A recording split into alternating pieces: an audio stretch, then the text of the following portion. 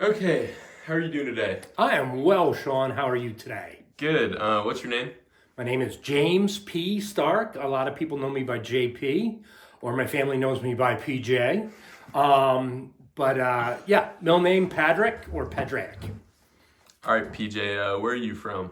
I was born in Kalamazoo, Michigan, and then we moved to upstate New York, Binghamton, New York. I want to say I was like 4 years old because my father took a position at the State University in New York. Can you tell me a little bit about Binghamton? Yes. Binghamton was back in the day when immigrants came into New York and Boston. Many cities, bigger cities, especially around rivers, were for commerce. And Binghamton had a lot of factories. So when people came into Ellis Island or Boston, wherever they got in at Boston, I don't know what it is up there, but quite honestly, they would say, okay, I need to go to Endicott Johnson or certain things. So they'd say, which way EJ? Because they didn't know English. And they would register the people through.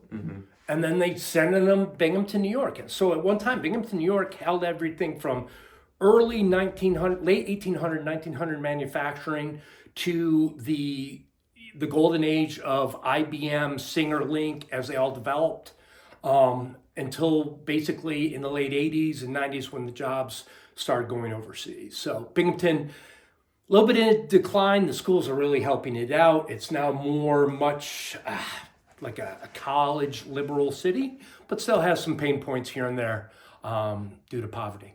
That's awesome. I gathered a couple questions to ask you. And the first one is, tell me about the first time that you met Mom and tell me about y'all's first date. Oh, God. This is going to sound really like upstate white trashy. Sorry. It was high school. And what my friends and I did in high school is that we would, during the week, collect money to buy a quarter keg of beer. And then on Fridays, we'd buy the quarter keg of beer at lunch. Then we'd go pack it in snow. And then we would head out to that evening to wherever we had the party. There was islands on the river where we call it Easter Island Party. We had Troll of the Year Award where we'd have it under the highway bridge and a big bonfire.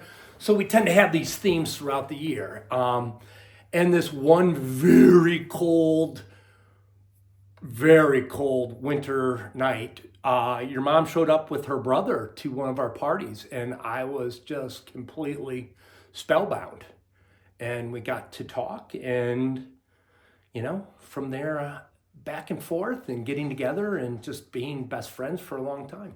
That's awesome. So what about your first date or one of your dates you mentioned about Willie Nelson? Oh yeah, this is great. Yeah, so Grandma Frances, my grandmother, Sean's great grandmother, great cook, little tiny lady, tough as nails. But she was in town, and this was later in the year, and Tracy and I were kind of bouncing around. We'd see each other here and there. But then I thought, hey, my family's doing this. We have an extra ticket. I'm going to invite Tracy. So I brought Tracy, and the concert was Willie Nelson, which if you've ever, well, he's too old now, but if you ever go on the YouTube, look at one of his concerts, the first song always is Whiskey River, and the crowd gets pumped up. It was fantastic. So here's the scene. I'm sitting with this girl that I really admire. My family's there. We're all trying. I'm just worried for someone to make the first mistake, like of my family. But all of a sudden, Tracy and I are kind of standing next to my grandmother, and it's an amphitheater that has a stadium seating also. And all of a sudden we hear this racket, and this big old biker comes falling out of the stadium stands, lands in this lawn chair right next to my 93-year-old grandmother, and she's going, oh my. And this biker's like, whoa, watch that step, it's a doozy. And he was just out of his mind. But it was a great day, it was a great concert. We still talk about it, we still laugh about it, but that was, we say, our first date. Yeah. That'd be so cool to see him in concert. Yeah, it was fun. Go to YouTube. All that stuff's good. Yeah. Okay, next question. So I'm sure in college you had all sorts of fun stories, and all your friends in college. But which one was your favorite, most memorable? I'm gonna, I know part of this interview and everything is about folklore and stuff like that. I'm gonna tell you one of my favorite times I ever had. I went to Maritime College, which is a merchant marine pseudo-military school in New York. It's part of the State University program. But what you do is you get a degree in international business and supply chain logistics. But besides that, you also get a Coast Guard's license for unlimited tonnage. So you're an officer on the ocean-going vessels. I went deckside. I was a deck officer. I still am. Worked for many years in that. But one thing I loved about Maritime College is, we did so many great things, but every summer we went to sea for 3 months. It was the Hemingway-esque. It was the idea of like replacing the musket and ball instead of society, and being out in the streets. It was just wonderful, the whole aspect of it, like in a Melville type of sense. But, quite honestly, we crossed the equator one summer and the captain just stopped the vessel. And we stopped any forward progression. We didn't have a lot of current, no drag, no wind, stuff like that. And he called crew swim. And we jumped over the side of our vessel and went swimming at the equator one summer in the mid-Atlantic Ocean. No matter which way you looked, hundreds and hundreds of miles of ocean. And that was pretty cool. Did it freak you out at all? Yeah, but you got to do it. So you just like did it instantly? You didn't overthink anything? No. You got to do it. When are you going to do that again? Yeah, that's a good point. Was it cold? No, because we were in the summer. Well, plus also the currents. In the summertime, the currents push out, so you have your main current that runs through, and it's quite warm. We weren't in the current, but the water was warm. That's awesome. Okay. What was one of your favorite childhood memories? I know you have a lot. Just knowing all of your family members. Yeah. There has to be some good ones. Yeah, I think, quite honestly, it's the way we grew up. My parents they went to college in the 60s, and within a year of entering college, my mother was pregnant with my older sister. My dad was dropping out of the pre-law program to become an artist. But it's just the way we grew up. We had gardens, we had chickens, we had geese, we baked our own stuff. We learned how to cook, we hunted. I don't hunt now, but I still fish a lot and I like fishing. Yeah. But, it was just kind of, understanding. The more you did outside the house, the more you learned, the more you understood.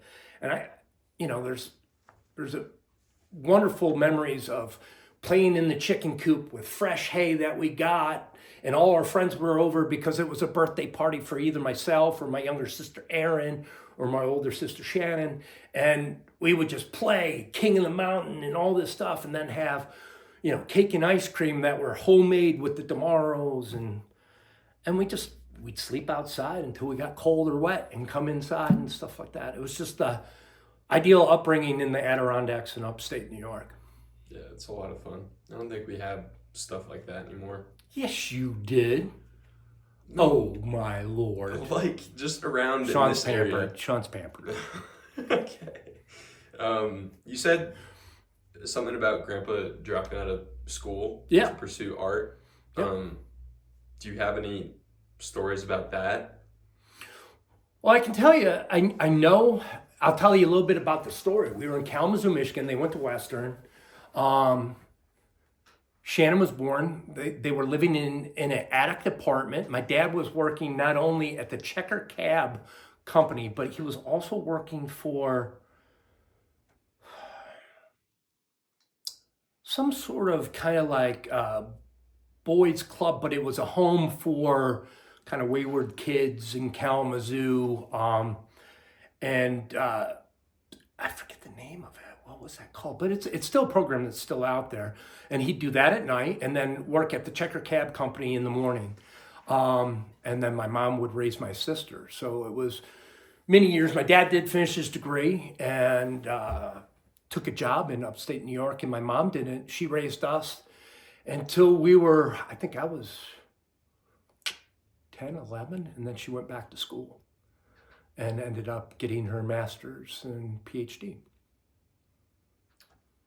Yeah, that's interesting. Yeah, it's pretty powerful to be able to do that because you're going to find out, and most people have found out, especially at my age, and your uphill climb soon, and just life in general. But the thing is that it's very hard to go back and do what they did.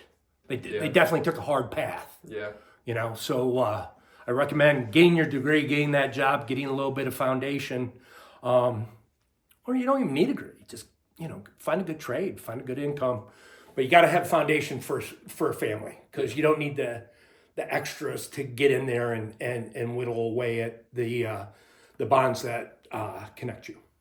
Yeah, it's important. Yeah. I know that's one of Grandpa's sculptures behind us. Yeah. Right there.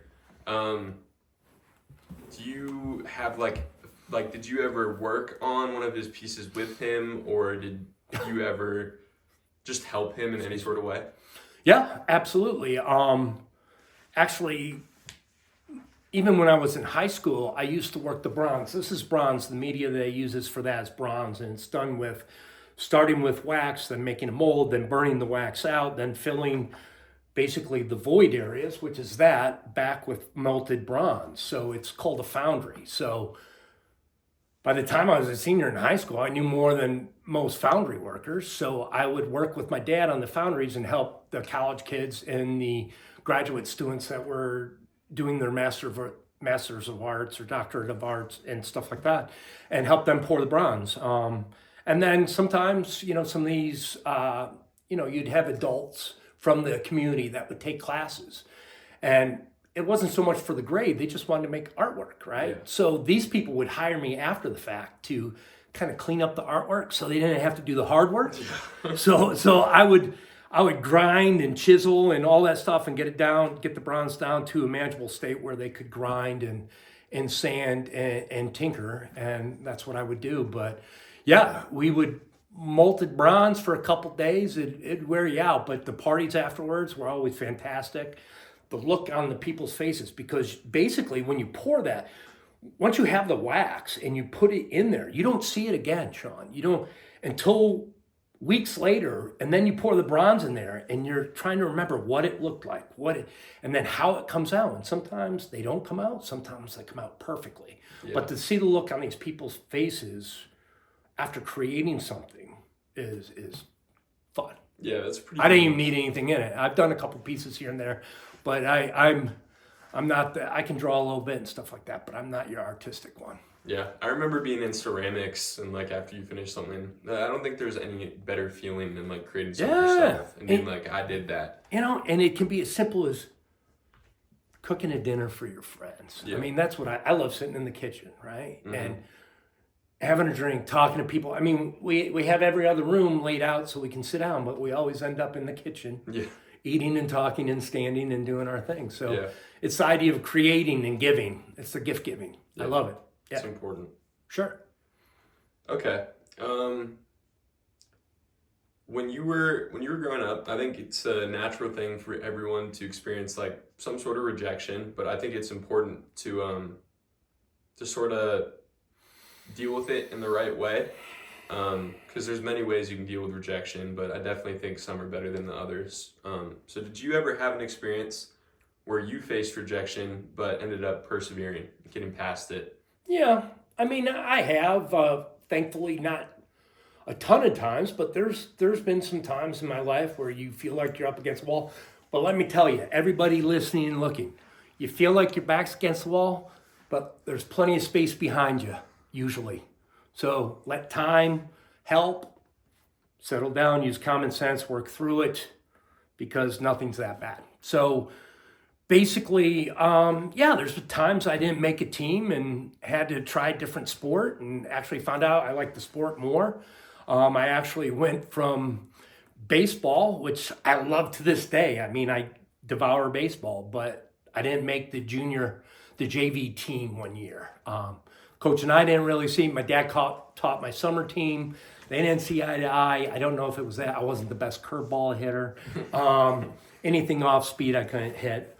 But basically, I ended up doing track, and that was something that there was a lot of different things to try. I wasn't going to be I knew I wasn't going to be a Major League Baseball player at that point or have the drive to do that. So it was an idea of trying different stuff, And I think also in life with certain jobs that I wanted, right? And that maybe I went up for and I didn't get, whether it was seniority or just tenure or knowledge and, seniority and tenure, same thing. But, there's certain things in life that are going to push you back. But God, these are opportunities too. And that's the part you got to see it as an opportunity and say, yeah, it kind of stings right now, but I'm going to take this right. I'm going to try that out. And you know what? That might not be the right path either. So you go left, but take your time. It will happen. Rely on your support group, your wife, your family, your best friends, your mentors. These are the people that get you through these times, and that's huge. And that goes to everyone. So I'm not always the best at it, of course, but it's just a little bit of advice. I don't have an example except for like the baseball. I don't want to relive some of the job things I did when I was younger. So I prefer just to keep it with that, keep it positive and say, just stick to it. There might be some hard teachers, some hard bosses, some hard jobs, but do it. Something will surface. Yeah. I mean, that's good. 'Cause rejection doesn't control really. Yeah.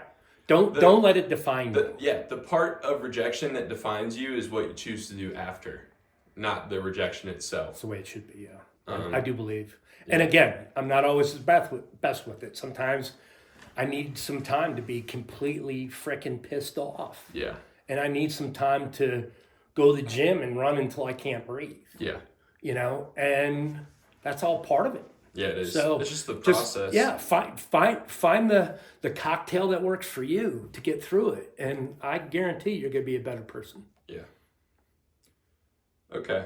I know you've traveled a lot. You've had many different jobs in many different places, many different experiences in many different places. I mean, you already talked about going to maritime and traveling and being on the boat.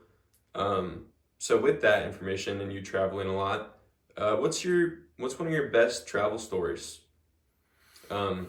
Maybe like something you did, like a new place that you saw, or some sort of like festival or show you went to, or different sort of like living experiences. What was cool? I was in China just prior to the Moon Festival, the Fall Festival, which is a big holiday for them, and everybody takes off.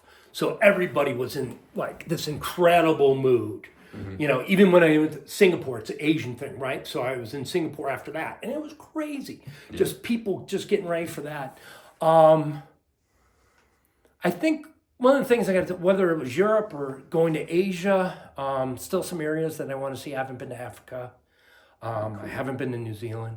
Yeah, I want to do that. But I think there's one thing that you can take with it is that what I truly loved was walking into areas, whether it was like Augsburg, Germany, and walking into the old gated area of the feudal village that was still partially there, or, being in China and seeing, temples or figurines that were made, before Christianity and stuff like that, So, there's some pretty powerful things to see that, again, I think life is an experience. The more you experience, the more you win. But, well, I don't know if you win, but you're going to be a lot happier. You're going to have a lot more smiles. Yeah. Being able to see all this stuff, try different foods, meet the people, give that, go that extra mile. Learn how to say hello, goodbye. How are you? Yeah. Those things, try to get embedded a little bit. Start a conversation. Get off the beaten path. I'm not saying go to a resort, go to one of the Greek islands. Go to Eos and rock and roll for the weekend. Be part of the culture. But then go to Madrid and spend a weekend in the museums, so. Yeah. I think there's a big difference between tourist traveling and then like cultural traveling. So I think like like resorts and everything are great, but that's not. I feel like you're not getting the complete experience. That's just those I like too. Don't get me wrong. Your mom and I love those, Yeah. but that's the disconnect. Yeah, it's placed outside Yeah. of the actual community. I'm telling you, with the last time we were in the DR, 3:00, we'd go get, because the beer at the resort wasn't all that great. So Yeah. we'd go to this little bodega and we get a liter of ice cold Presidente and then go sit under a mango tree Yeah, and drink that beer and then go swim with the fishes. It was, that's I pretty mean, awesome. no phones in the room or to take pictures, but we disconnect. And that's important too, especially in this day and age where, I jobs are a little less manual and more mental. Sort of a technology takeover. Yeah, and you got that's a muscle too, right? You got to work it out. You got to purge it, and you got to every once in a while take a day off. Yeah. I truly believe that. This is a little bit of a throwback to the beginning of the question, but that festival that you said you experienced, what was that like? Like, were there costumes? Was there great food? Yeah, it's very music. Yeah, very traditional thing. A lot of this falls back to ancestry. I wish I knew more about it. I did try to get as much as I could, but a lot of it goes with the ancestry and the remembrance of the olden times, and the seniors from the family play a big role in this. But it's just a festival. This used to be the harvest, right? So everybody was happy. All the hard work was done. Everything's in. You would have all this food and everything as you enter into, the cooler months or the winter months or the transition of the months. And they would have this huge festival. And it's just, I mean, we would be, like I was in, Xiamen.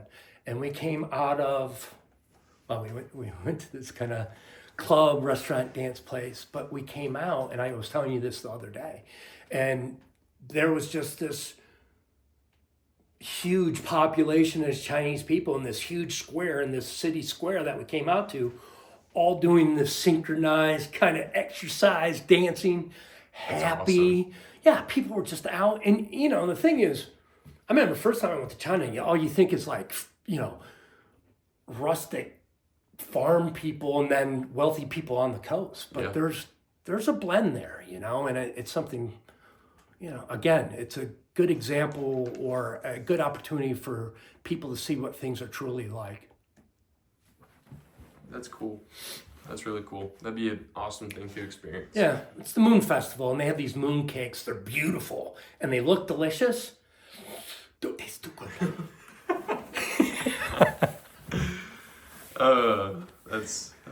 That's funny. Yeah, that was a different trip. The time I ate the duck feet. No, I don't even know how to tell that. Sick for a while. Not that story. Okay, so we talked about this a little bit, but with Grandpa being an artist / just overall great craftsman. Yeah. Any stories of you actually getting to express art yourself, and like did any of that inspire you to be some sort of an artist yourself? I would say I'm not so much, it depends on the vernacular, who's defining artist, right? Can an artist be a craftsman? I would consider myself more of a craftsman when it came to wood, because as you know, the house Grandma and Grandpa bought in 72 was an old barn that in World War II was turned into a roller skating rink to basically subsidize the war bonds that were being sold for World War II. Mm-hmm. So when we bought it, or the two hippies with the 3 kids bought it, it was nothing but a roller skating rink. And we walked in and there was like the cafeteria area, the big floor with the sunken hole in the middle where the weather had got to it through the roof. Oh my God. Oh, the poodle skirt kind of silhouettes up on the drywall that they had. I mean, we moved in and my dad put up black plastic, and that was the first room we all slept in. And then he'd finish that room and bump out. And it was cool. You know, I mean, we were kids. We just, oh, our neighbors, these country, pretty conservative country, upstate mountain people, and then all of a sudden you got three naked kids running around with chickens and geese. They didn't mind the chickens and geese; it was the naked kids I think. Yeah, but we planted fruit trees and blueberries and gardens, and it was fantastic. It's pretty amazing that he did that all himself. Well, students, he would hire students that were at school for, maybe they're older students and they're doing graduate work and they needed to stay there during the holidays, make money. My dad would hire them to put in, some flooring after he showed them how to do the tongue and groove or something like that. So who got all the tools? Who needed to run and go get the drill bits? Who did all this? So I picked up a lot, and that's why I'm fairly handy around the house, whether it comes to, electrical stuff. I think that helped when I went off to sea also, is that you have some pretty practical knowledge that you can take with you. Good skills to have. Yeah.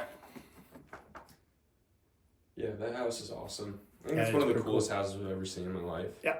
I mean, even with him being an artist, there's that little secret art room. Yeah. That I didn't find out about until I was like 12. Yeah. And we've been going there since I was like...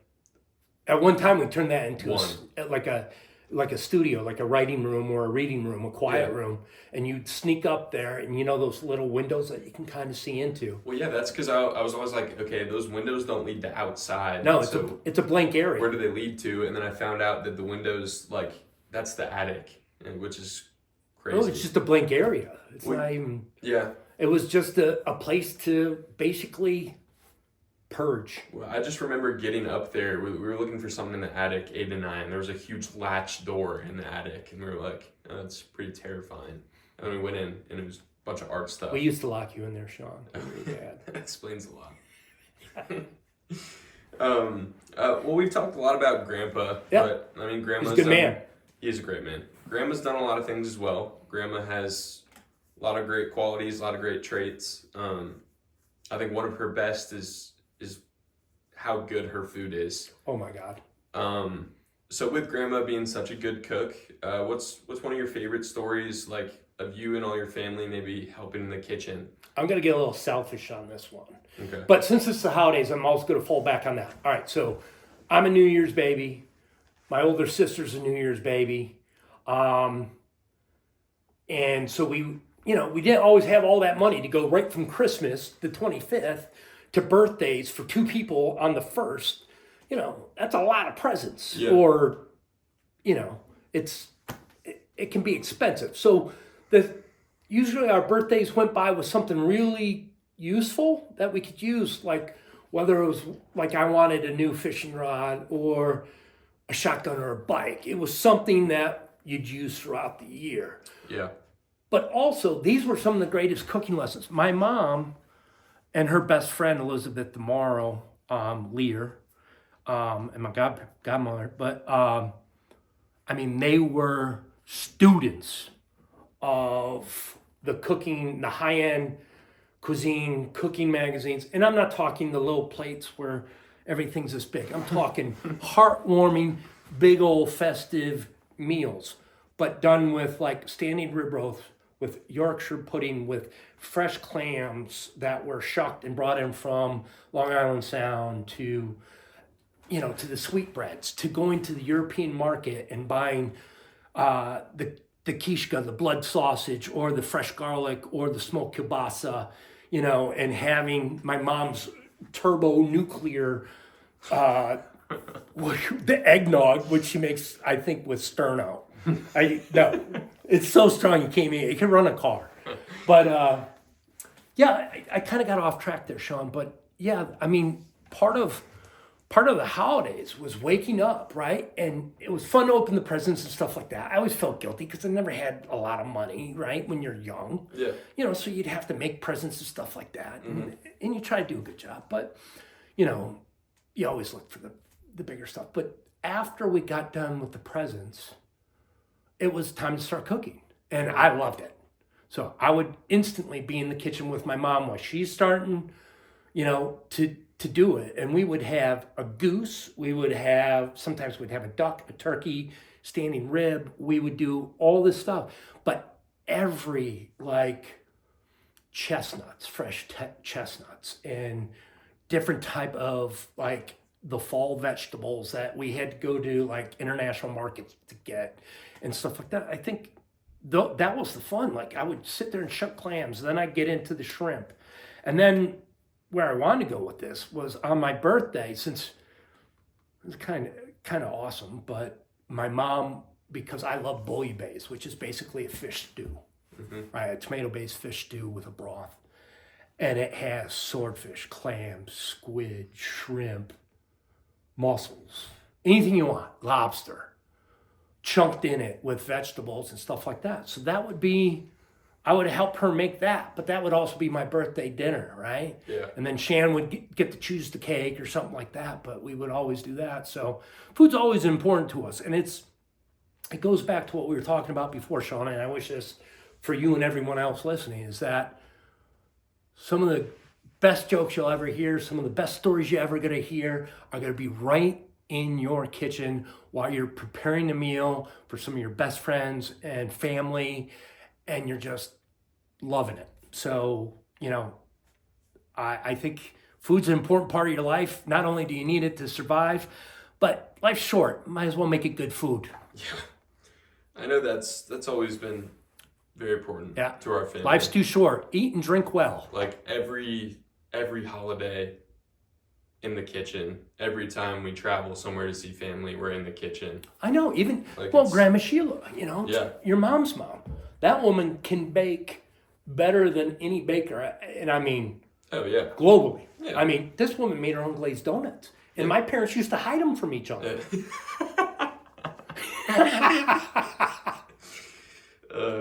We just talked about all the ways food brings you together. Yeah. But I guess that. Well, hopefully that answered it. I mean, we're a family with a long line of food issues. So, the good thing is we stay active so we can enjoy those meals and those cocktails and things like that, and wish the best for everyone else. I know there's like a lot of dishes that we've made.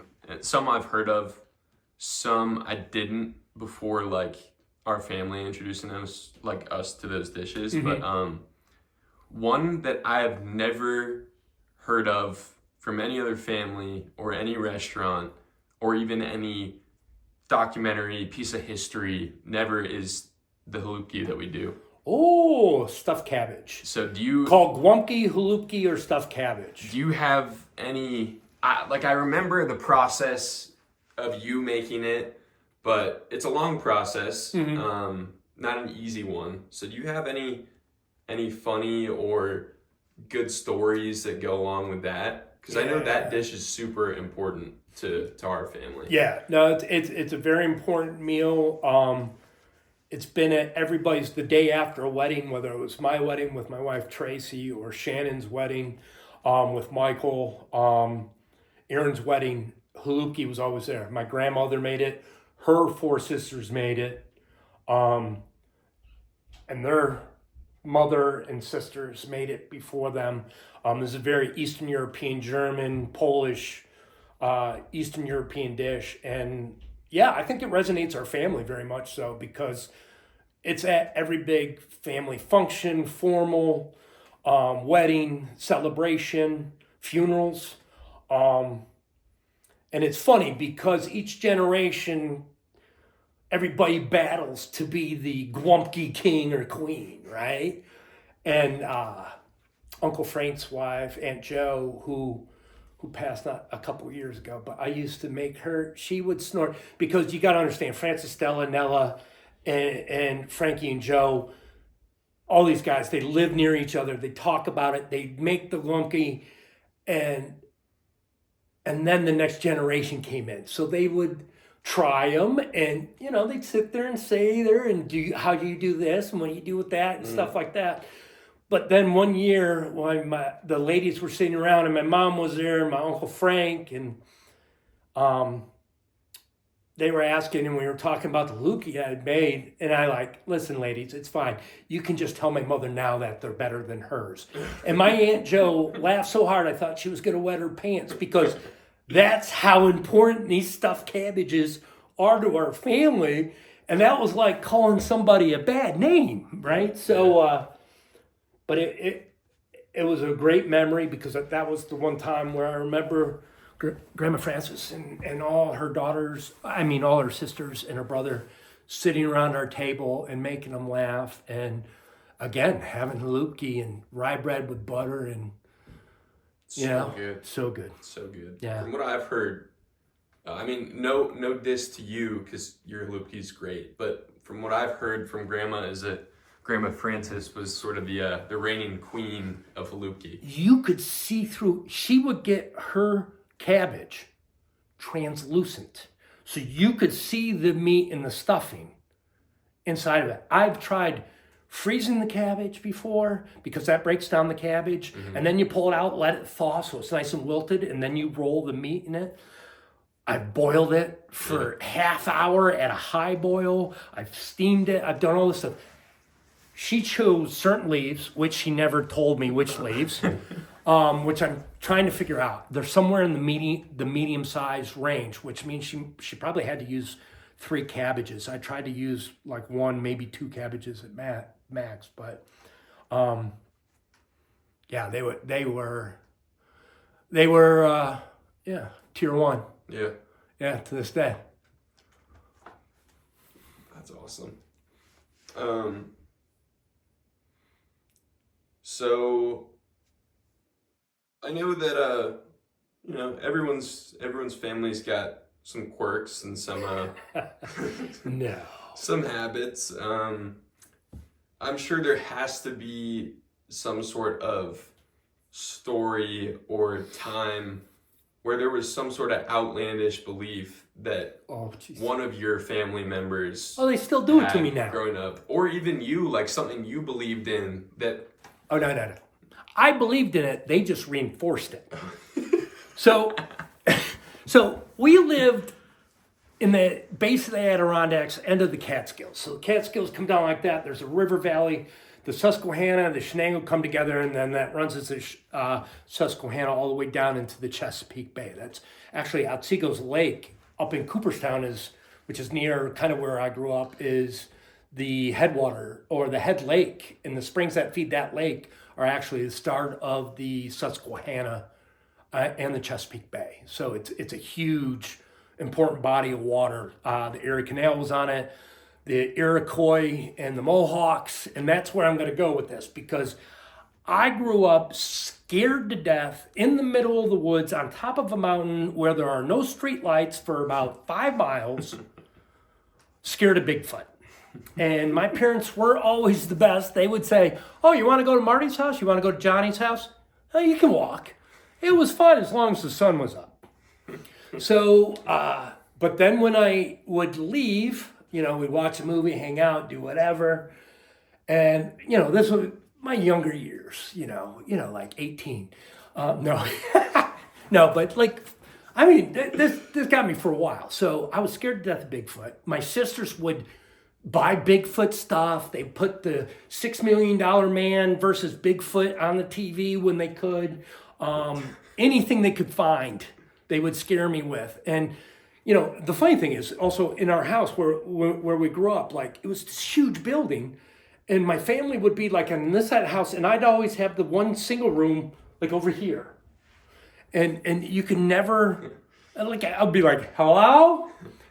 So I was scared to death of Bigfoot. Both my closest friends, it was rural, so they lived miles away. So John was the closest one. He was probably a mile and a half. And quite honestly, I would get to the end of the driveway, do the old wave, and then I'd sprint basically home. And that's when, this goes back to the story we talked about, like not making baseball and joining track. Guess who was a good mile runner? Because I did all my off-season running from Bigfoot. Yeah. So no, and the thing is, the Iroquois, you hear all these. I was a Boy Scout. I was Leadership Corps. They always have these stories to get you paranoid in the woods. So when you hear that crack and it's a raccoon or a possum or something like that, you think it's the worst thing in the world. Yeah. So, but that was something I grew up with, and yeah, not so much anymore. I'd more like to see one, but which we do have that we did stop at the museum in Blue Ridge, but not the best, but good. But yeah, that was, I guess when it came to folklore, that would be the big one, because they would tell the Indian stories of like half man, half bear. And then I'd see Bigfoot on, what was that? There was a show with Leonard Nimoy that played the original Spock. And he did this, and it was kind of like those shows you see now, like, you know, the unexpected or the unexplained. Yeah. He had a show like that, and it would be like on Bigfoot or aliens or Loch Ness Monster, and everybody would tune in, because back then you couldn't just rewatch stuff. Yeah. You'd tune in for it. Yeah. And it was great, but it didn't do much for my fear and phobia. So, yeah. I mean, that's still a reoccurring gift. Anything Bigfoot. Oh yeah, I still get stuff every year from my family that's Bigfoot. Air fresheners, stickers, shirts, mugs, slippers. I got it all. Yeah. Yeah, I got Bit it. of a Bigfoot collector. But I would like a Bigfoot hair this year for Christmas. I'll write that down. Okay. Bigfoot hair, Bigfoot mask. Would be Or a cool. print, a footprint. Like the actual one. Yeah. I bet that'd be a lot of money. Yeah. Unless I just get your slippers and Yeah, we just make one. make one. That'd be fun too. Okay. Again, sort of relating back to food, but not really, but like we hold this to the same sort of category that we value food at, is I feel like holidays and just being together as a family. Traveling, whether that means going as far as 13-hour drive to be with them on the holidays. What's one of the most memorable holiday stories as a kid? Oh. Well, now there's a couple here that I'm thinking of, right? The time my dad cut the live Christmas tree that we went out to get too short, he brought it back to the house. I think they had a little bit of grandma's eggnog. And then he cut like an 11-foot tree down to about 6 feet. So it looked like we had a miniature tree in the corner of our house. Because, again, we built the house. So this one angle to this living room is 15 feet. And we had a huge tree in there, and he cut it down. And I remember that tree, the smaller one, being thrown through the living room. But, yeah, that was a funny story. But I'm going to say, Sean, this one I'm going to bring you into. Okay.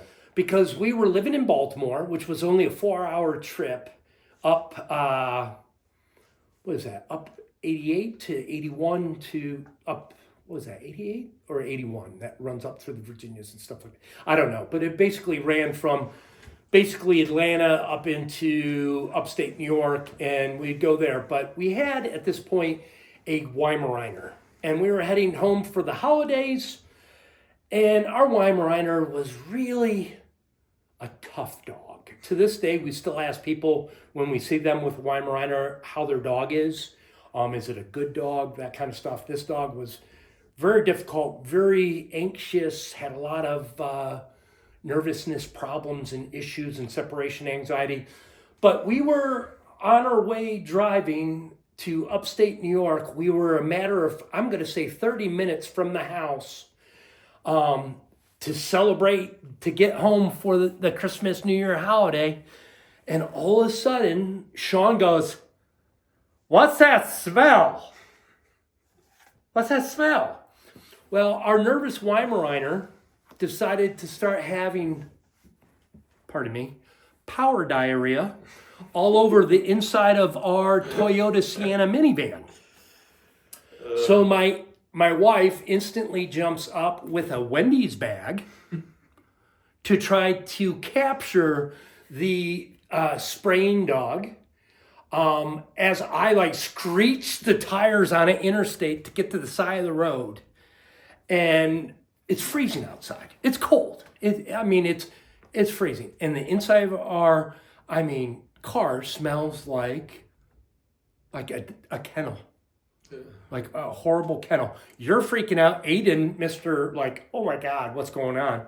So here we are on the side of the interstate. Our dog, I'm back outside with it on a leash while she finishes her mess, Tracy's in there trying to figure out what to do.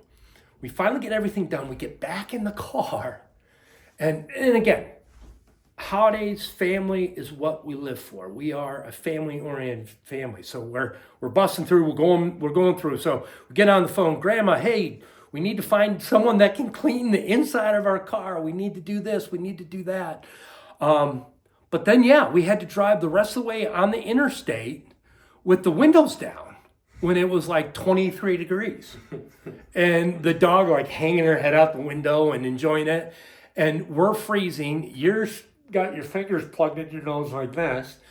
And it was just, that was a memorable start to a Christmas. And I want to say you were probably what, 3?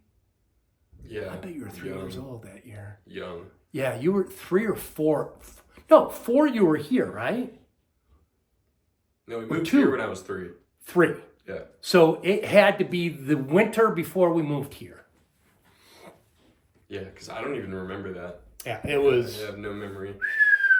It was crazy. But again, I think, we've always been, my parents did it. We did it. Yeah. Both myself and you as kids. If there's a holiday, we try to be around family. That's our, that's your pack. Yeah. The anchor. Yeah, that's your support group. Big part of it should be. Not always, but it should be. Yeah. Going back to the nose plugging. Don't think that's a very normal way to do that, but I know from other stories that I'm a sort of a king of gestures as a kid. I know I did from anything to plugging my nose with the wrong fingers or coming out of the water and wiping my face like I was just drowning. No, every time you come out of the water, you go. Yeah, because that's normal. Yeah. And we'd be like, you get the water, Sean? Yeah, okay. But, or me mixing up my C's and T's, I still get stories of, are you telling? I got Melt, Celery, and Binghamton. Yeah. I still mispronounce all 3 of those. Or my Mund Mob. Mum Bob. Because, but like, are there any funny stories relating to that of me as a kid? Any like gestures or mix-ups or? I'm gonna show you that this one worried us, even though you've turned out so far to be just a wonderful person, but and a son I'm very proud of. But I remember, I think did your mom go back to work at this time? Why were you with Grandma? Why was Grandma watching you? I don't know. I think your mom might have just gone back to work. I don't know if either of you were. Or I was working, and I think I was traveling. And I don't know if your mom had a lunch or this was when she was working part-time before she went back to work. Yeah, I'm not sure. But Grandma was here to watch you, and Grandma's pretty headstrong, and you were a very headstrong child, which I love. Because you got to push the envelope. I think you do. Not to the point of stupidity, but push the envelope. A little bit. Yeah. But I remember, Aiden went down to his friend's house down at the end of the cul-de-sac. And what was his name again? The 2 brothers? Brett's the dad.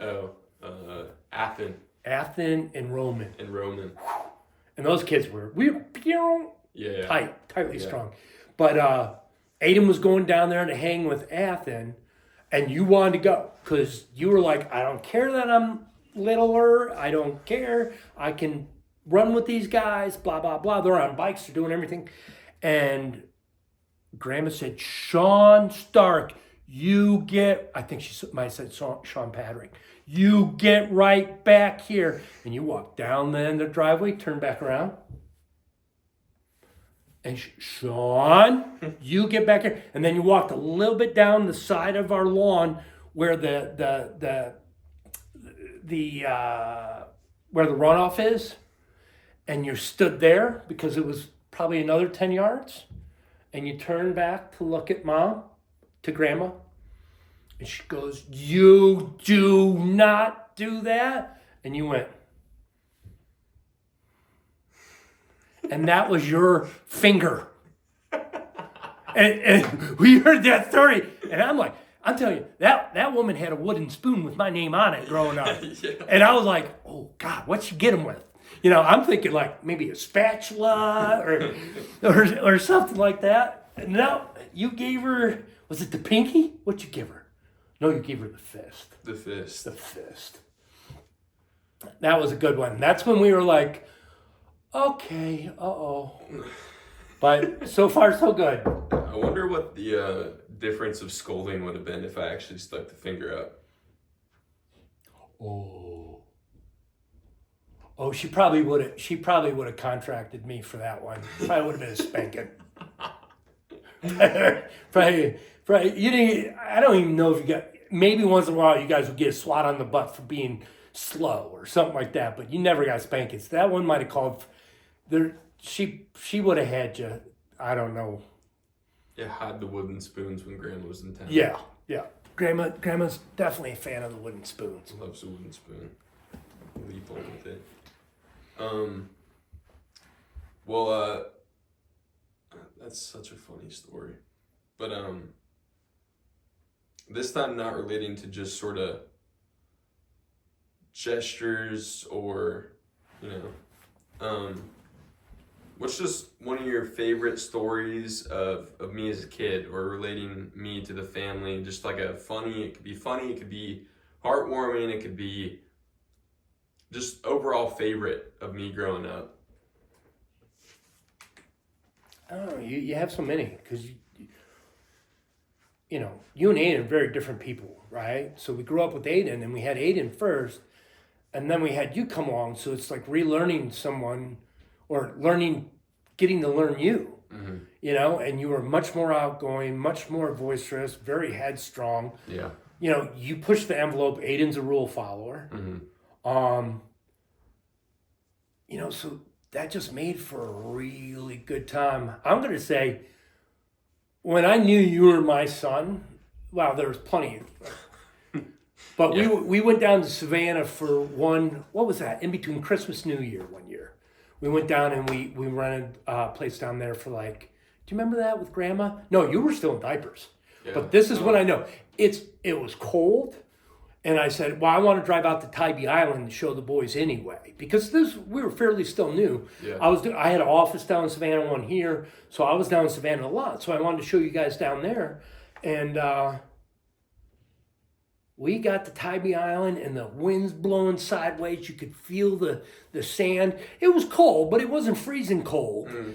But, I'm drawn to it. So I instantly want to walk, the 100 yards to the waterfront or across the beach and stuff like that. So we're kind of all going our own way, kind of forgetting about, hey, there's a toddler with us. Mm. And we turn around and there you are. You already got your shoes and your pants off down to your and you're doing this with your shirt because you're going swimming.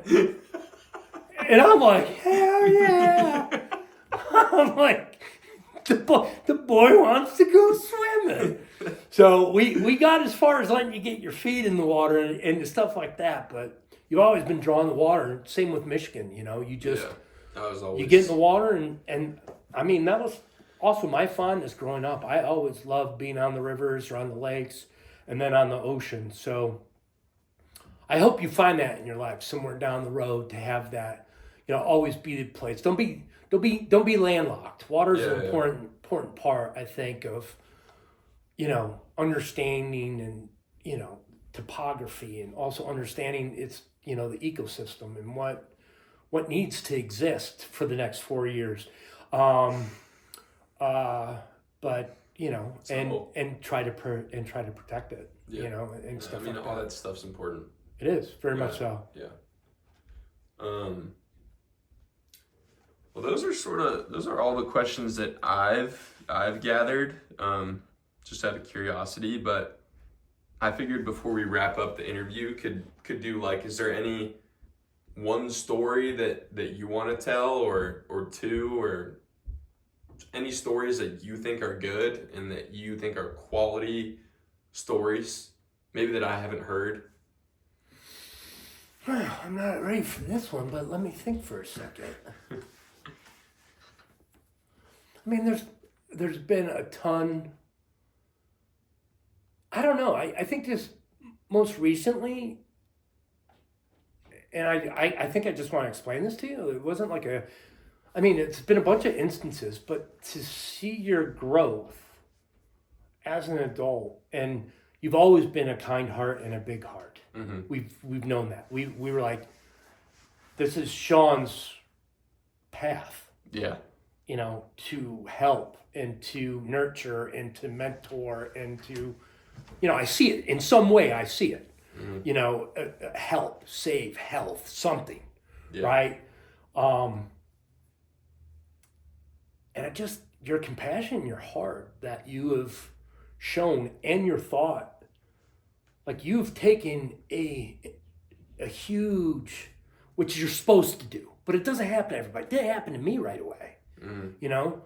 But you took this huge evolutionary step in emotional intelligence and that's setting you up to have a really good life. The thing is, you know, there's ups and downs. There's horrible sights to see. Just put the fucking news. Pardon me, but just put the news on. Yeah, yeah. You know, look what happened in Gaza and Israel, and you know, Yeah. or even worse. But knowing that there's people like you in this world that care so much about other human beings and are willing to sacrifice parts of their life for them is what makes this click. Yeah. You know, and the thing is, act in your immediate surroundings, right? Your actual surroundings, like within your family, within your neighborhood, within your partners at school, that kind of stuff. But just help each other grow and, you know, bond. And, you know, we're going to have to come together as humans to really figure some stuff out Yeah. when it comes to longevity and sustainability and the future of your children, stuff like that. And it's people like yourself that will have the right train of thought going in to try to find solutions that are mutually beneficial for everyone. Yeah. You know, That's important. and supportive. I mean, you can't do it So alone.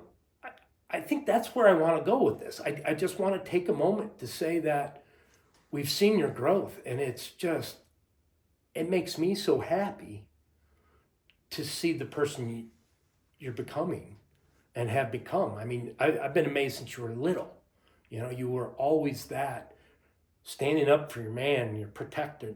You know, you're a protector, you're a mentor, you're that kind of stuff. But now to see you carry it into your 20s where you can be negatively influenced by people, surroundings, things, trends. Thumbs up. I love you. Love you too. I mean, definitely have my moments, but We all figuring do. it out. Yeah, Figuring we it all out. do.